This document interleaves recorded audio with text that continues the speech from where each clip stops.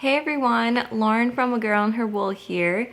Welcome back to the channel here. Here on my channel I talk about everything behind the scenes of running a hand-dyed yarn business, crafty content, all of the fun yarn, fibery things that surround a girl and her wool. So today I'm really excited. I'm officially kicking off the March into Spring make-along. I will leave a link down below if you are interested to learn more about the make-along. I'm not going into the details in this video other than kind of what impacts what we're going to be doing today. So if you are participating, go and grab your skein that you're going to be working on, your pair of socks that you're going to be working on this April, and let's talk about variegated yarn. So I'm just going to mention really quickly, you know, just kind of the main idea of the make along is to work on a pair of socks each month throughout spring, so April, May, and June, and to use yarn that involves different dyeing techniques. So variegated yarn, speckled yarn, and self-striping yarn. And we're just going to talk about all the different ways that that impacts how we knit or crochet things up. So we're focusing on socks, and I'm going to do a kickoff video like this around the first of the month, or you know, the beginning of the month, where I kind of introduce the skein, and I will kind of give my thoughts on, you know, that style of yarn. Of course, that's one person's opinion, to each their own, and you know, do what works best for you, what's fun for you, and what will make this all fun for you. So yeah, the order I'm going to be going in is variegated yarn, and then speckled yarn, and then self-striping yarn. So this month I'm going to be working on my variegated skein, which I will pull out in a second, and we'll talk about knitting with variegated yarn. So the colorway that we're going to be so first of all, this kind of aligns with the March into Spring boxes that I purchased. So I'm going to be showing you guys the colors from those boxes. I do have like a reveal video that I recorded that explains explains all of the colors in the box and my thoughts on them and all of that. I'm thinking of posting that sooner rather than later. I didn't know if I should do it early or post at the end, but I think I'm going to do it early, so that way you can always refer back to that to kind of hear my thoughts about the colorways, my inspiration, and all that. So look for that vlog to come soon. I also did a behind the scenes throughout some of this process, so I already posted kind of my launch day in the life vlog, so go check that out if you haven't already. And I also did some more behind the scenes, including some of the dyeing of these colors, so you'll kind of see those show up throughout this make along as well here on YouTube. So make sure you're subscribed so you don't miss any of those videos. So again, the first color is Tulip. So I'm showing you my skeins here. I actually dyed up 50-gram skeins for myself. That's all I need for a pair of socks, and happy to just use my 50-gram skeins. I also have the contrast skein here, which is called Azalea, which is a pretty kind of pink tonal, and it's made to pair kind of across all three skeins. So anyway, this is the color I'm going to be using. So to look at it up close here, you see the base is some orange and yellow and pink, and then there's just some sections of blues and some kind of turned into purples a little bit, but there's not speckling throughout this skein. You definitely get different colors kind of all throughout it. I really tried to not make it like a huge color blocked variegated skein that would highly pool. I wanted something that would be overall a uniform skein, but we could kind of see how those colors show up. And we're going to talk about that when we talk about like the patterns and all of that. But so overall, a colorful skein, a nice springy colorway. So definitely not like hugely bright colors, but you definitely get colors kind of across the board on here. This was inspired by that Tulips photo from the mood board, but then I also just wanted it to tie in with the other skeins, so I brought in colors from the rest of the mood board as well. So that's where some of like those rosier pinks came in, the blues and all that. But look out for the video on where I talk about all that more coming soon. So I wanted to spend some time, again, kind of in these vlogs early in the month. I'm going to talk about kind of my thoughts on kind of working with variegated yarn or speckled or self-striping when we get there. And then at the end of the month, what I want to do is kind of a recap vlog. So I'll show how my socks knit up, and then I'm hoping to get photos from all of you out there. So make sure you're posting on Instagram, whether you do vanilla socks or a pattern sock. Again, we're going to talk about that in a couple of minutes. Make sure you're posting it and give your thoughts on it as well. And I'll kind of compile all of that and put that into kind of a recap vlog at the end so we can kind of see how things worked out. So I'm going to talk a little bit about kind of the variegated skeins and in general, and how, you know, that can translate to your knitting, things to look out for, maybe good pattern suggestions and all of that. So that's what we're going to do today. And then again, I'll hopefully compile some of all of your notes at the end of the month that we can talk about later on. And let me know if you want that to be like a live stream video or just kind of me compiling and recording. Happy to do it either way. All right, but let's kind of talk about variegated skeins. So in general, when you have variegated skeins, kind of compared to something like a tonal, so this is kind of one of my tonals where you get the same color but then different shades of it, right? So there's lighter sections, there's darker sections, versus like even like a semi-solid where you have kind of more one uniform color. So with a variegated skein, of course, you get colors, multiple colors on there, not one color at all. With that being said, what should we think about? What should we expect when we knit it up? So of course this can go a million different ways. Talking about a variegated skein is a very generic term. I kind of said at the beginning how with this color I wanted it to look more uniform and look at it that way. You can also get variegated skeins that pool. So as we knit this colorway up, or as you are knitting up your colorways, whether they are other A Girl and Her Wool colorways or whatever yarn you have, look out for that. Is it a pooling colorway and that kind of thing? I do have a pooling versus non-pooling die with me that I'll leave a link to down below so you can hear more about that as well. But in general, the main idea with variegated yarns is that the yarn itself should be the highlight, right? It's very colorful. It has its own pattern built into it, whether it's just all of the colors in it or maybe it's just a couple colors. Whatever it is, I think when you have variegated yarn, that's kind of what you want to show off. Whereas when you have a tonal, like tonals are great on their own, but they're also great for patterns. They're also great for like striping if you want to do something like that. But maybe not necessarily like the main final product isn't like, oh, look at how this yarn color knits up, right? But with variegated yarn, we get to look forward to seeing how it knits up. So some things to look out for. You can still knit pattern socks with variegated yarns. I do it plenty. I think in general, what you want to think about is a lot of what, like how busy the skein is.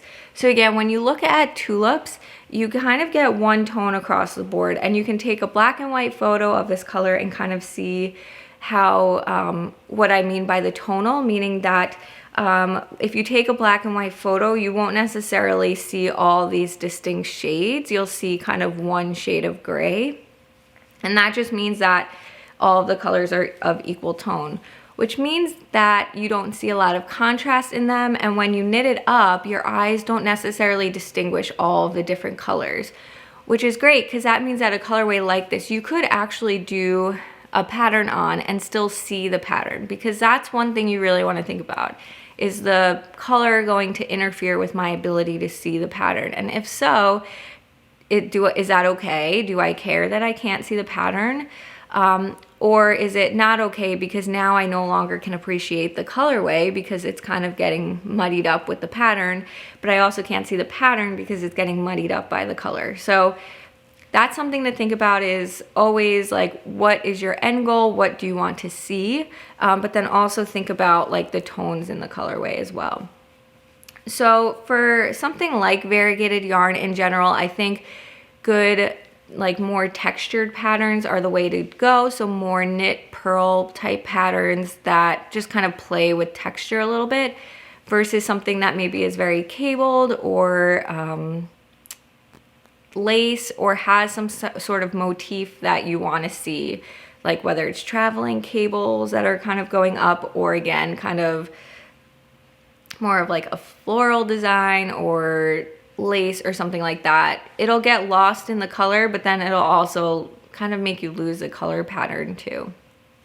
So that being said, for this color, I think you can play with texture a little bit more.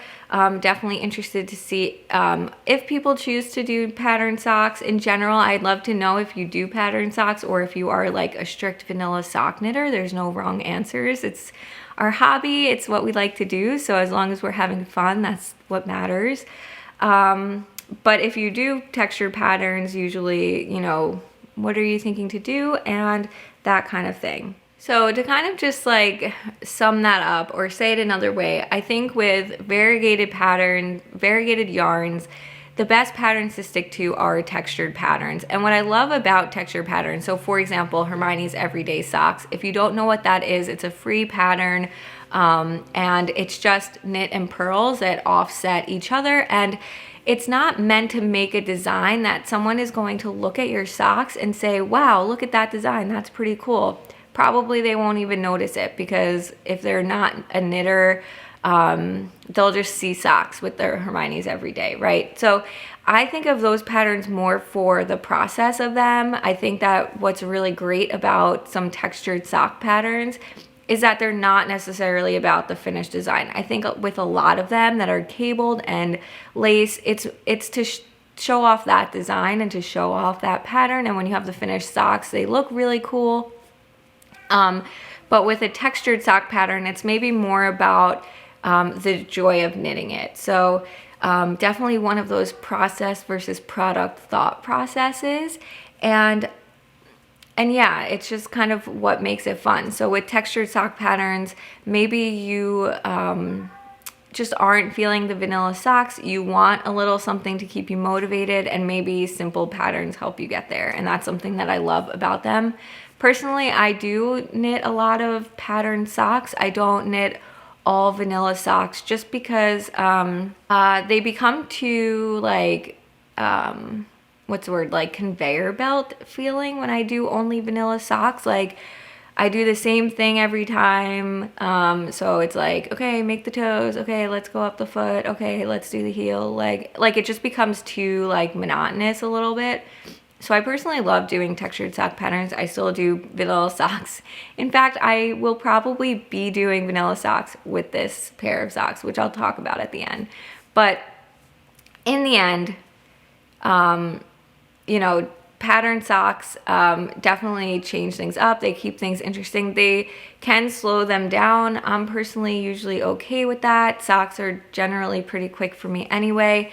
And when I do something like a Hermione's Everyday Sock, to me they still go very quickly just by doing a little bit of knits and purls. It doesn't slow me down too much. But anyway, that's kind of side point. So again, kind of coming back to variegated yarns, look out for some of those textured patterns, not heavily cabled, not heavily laced, just some knits and purls, and see what you want to do. Or as always, vanilla socks is always a great option. So let me know what you're going to be doing. Definitely be posting on Instagram with the hashtag March into Spring 22. Okay, so I did pull a few recommendations here. So if you want to look some up, you definitely can. The first one is the Hermione's Everyday Socks, right? So I've been talking about that all video long. Again, it's just a simple knit purl texture. You'll still get to see and appreciate the colors. It might help keep you engaged during it. It might just make the colors pop out a little bit more, maybe something like that. But overall, it's just going to add a little bit of fun to the socks. It won't distract too much. It's also a great beginner pattern. So if you are new to socks or new to textured socks, definitely recommend checking that out. If you've watched this vlog before, you know that I'm a fan of Helen Stewart's sock patterns, and so I couldn't not recommend the Red Robin socks. I talk about those a lot. I absolutely love this pattern. It's one of those that to me goes really quick. And I know it's not vanilla, but a lot of the rows are just straight knitting around. There's no purls in this pattern, but it just, again, helps kind of keep the interest alive and make it a little bit more fun. I think with this color, it'll be great too, because again, you won't lose the color in the socks, but you'll just add a little bit more to it, a little bit more spunk or pop to it. But again, because you're still just knitting really pretty much for the whole pattern, you'll still get to enjoy and appreciate it. And then, of course, with Tin Can Knits, they have the Barley Socks, which are just like a purl panel kind of going up the top. The rest is knit. So again, just something different if you need to add something to your vanilla socks. But again, these won't take away from the variegation of the yarn.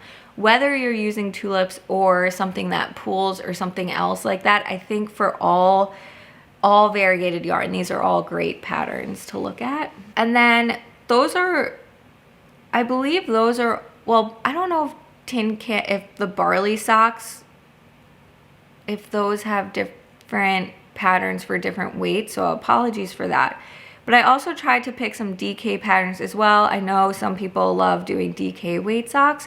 So, and actually my mom found this one for me. She gave me a whole bunch of recommendations. So one of them is Tracy Miller, who is from Grocery Girl. So if you watch that YouTube channel, she has a pattern called the Saturday Socks. And again, it was just kind of a pattern that will add a little bit of fun to your variegated socks, not kind of take away, but definitely recommend. I haven't knit those, so just kind of putting that out there. But in terms of like visually what I think will work, I think those would work. There's also the Artist Garden Socks, which was a Tiff Nealon design.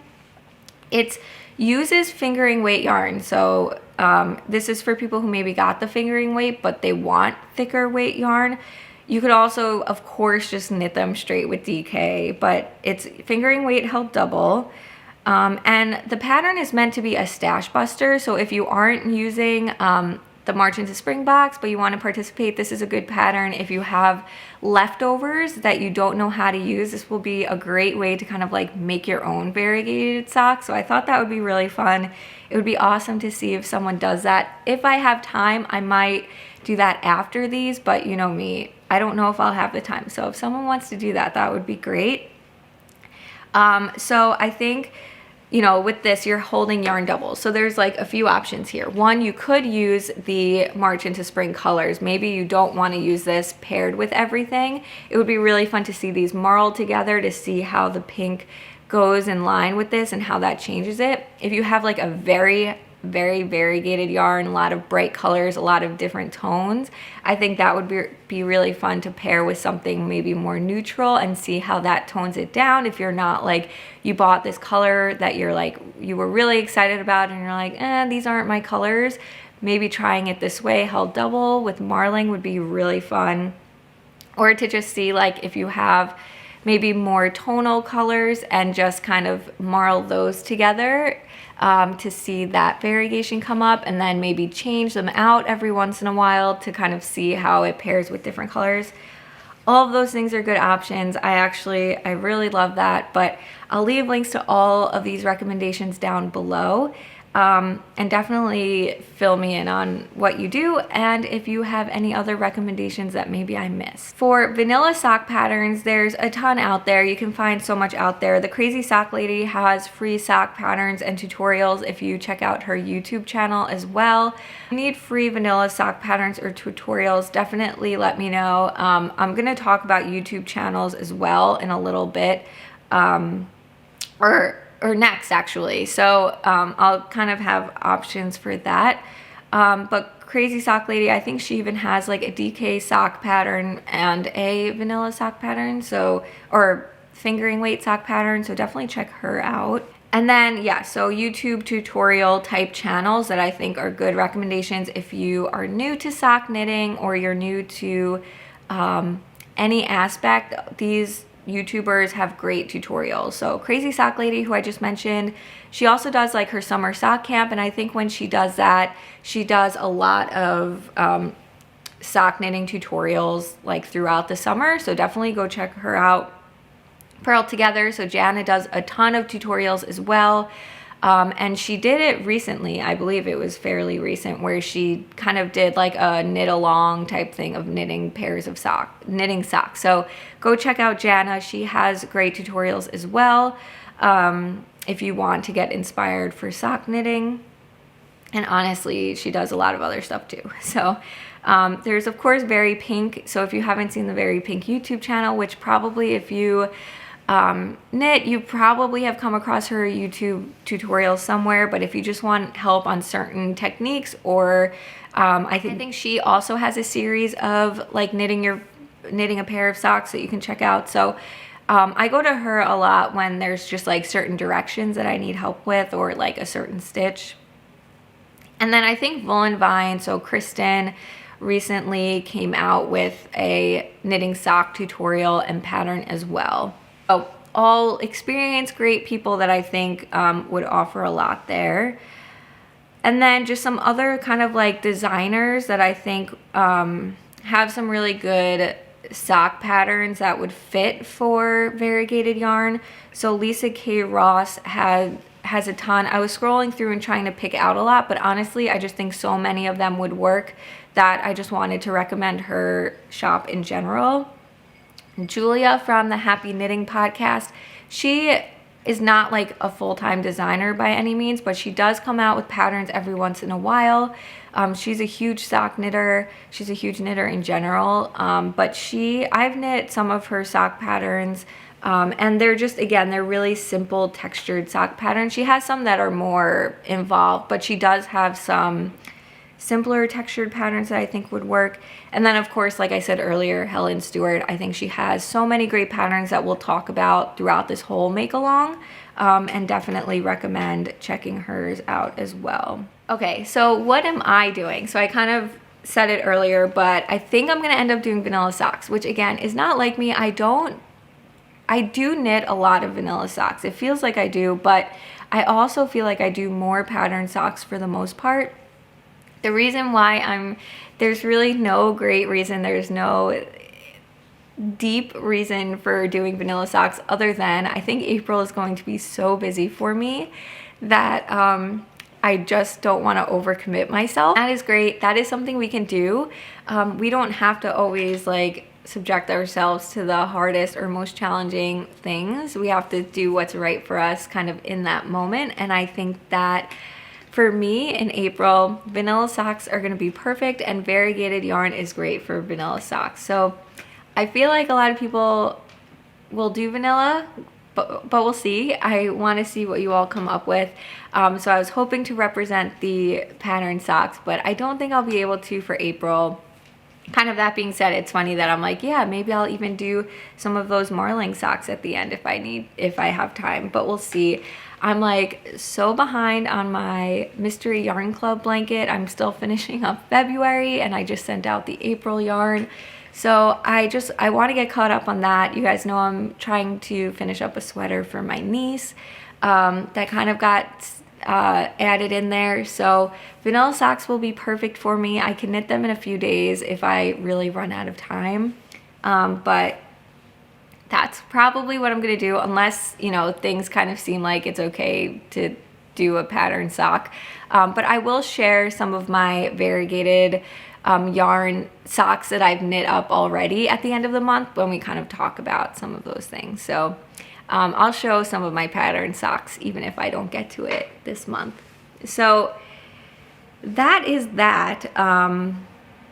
I really hope to kind of, again, explore these different things. Even if we all do vanilla socks, looking at the speckled yarn versus the variegated yarn versus the self-striping yarn will be more than fun. So again, the focus of this make along is really to see how the different dye techniques work up. It's a question I get a lot. It's a topic that we could talk about for a long time, and I'm happy to do it focused on socks for March into spring. So make sure you are posting your progress pictures on Instagram and leaving comments on each other's, follow the hashtag, and comment on others to see how they're all working up. I'd love to kind of make it conversational. And so let's all kind of get involved. Again, you don't have to use a March into Spring yarn, even if you received it. You don't have to use a Girl and Her Wool yarn. You can use anything from your stash, anything you think of to participate. And I'd love to see what you all think. So let's get knitting on our socks. I'm sure some of you have started already. I'm going to hopefully get started as soon as this sweater is done. I have one sleeve left. And yeah, so happy spring, happy April, and thanks so much for watching, and I will talk to you soon. Bye.